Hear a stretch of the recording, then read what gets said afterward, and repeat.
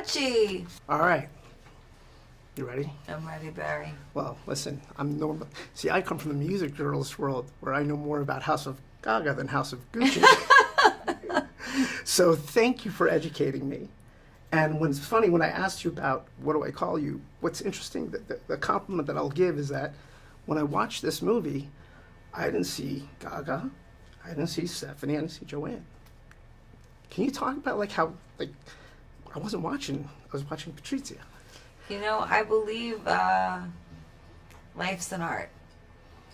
And I believe that you can also live a life of art. Life can be an art form. And it's something I struggle with. And I always have, in a way, had this existential crisis with reality and art and the way that those two things come together. But I transformed my mind to play this character because I believe in authenticity as an actress. And I wanted to give that to my director. Now, in not every movie do I think that that's always necessity. The role that I took, though, was one that required humanity. Otherwise, we would have been playing a caricature of a woman that was using sex and money to get ahead in the world. That nothing about that is interesting to me, and I think it's a stereotype. And I believe she really loved him, and I believe she made a really big mistake when everybody abandoned her. Talk about putting in the effort. I mean, it's kind of like now I've read the notes. I know that you really put in some effort into this role. Where do you get a work ethic like that? My father. Yeah. My father, he works so hard. And my grandfather, and his father, and my mother, and her mother. You know, it's like, when I was in Italy filming this role, every day I thought about my ancestors and what they did so that I could have a better life. And I can't believe that I get to do what I do and that my grandfather was making shoes. Crazy. And what's so funny is that I unfortunately made you cry. I made Steve Perry cry. I've made some other rock stars cry, and I'm very apologetic on that. Is that your superpower, Clifty? Kinda. So another quote that I heard in the press conferences, you were talking about the symphony, like this it was almost like a symphony and everyone played their part and all that. And the reality is, I was thinking about it, it's like, that's you in real life. You are the director in real life.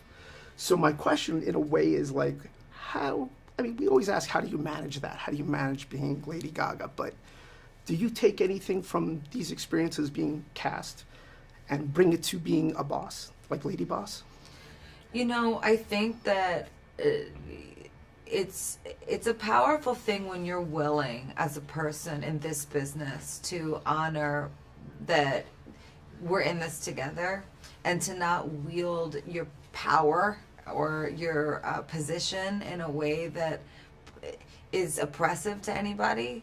Meaning, like, when I'm on set, I'm working for Ridley Scott, and I'm working for MGM, and the same way that my grandfather, was a shoe cobbler. Like, I have a boss too sometimes, and people don't know that, and they don't think that about people that are in my position. But I think honoring that you have a job to do, and that you want to do it well, and you want to work hard.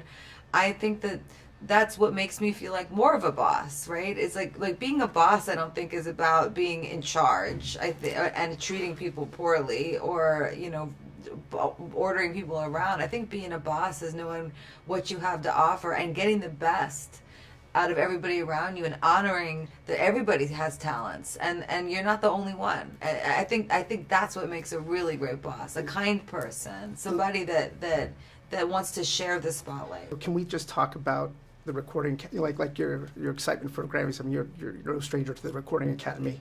What are you thinking? How you feeling? You're gonna make me cry again. Oh, fuck. Oh, because of Tony. Yeah. Okay. I just love Tony so much, and I can't believe that jazz music is being recognized in major categories, like for record of the year, album of the year, for best pop duo. Me and Tony, when I saw that one, I said, that's right. I said, best pop duo, me and Tony. That's Tony, though. And that's his magic. And just to be near his magic. That's how I feel. You know, like those great magicians that have a assistant that is really great at making their show awesome.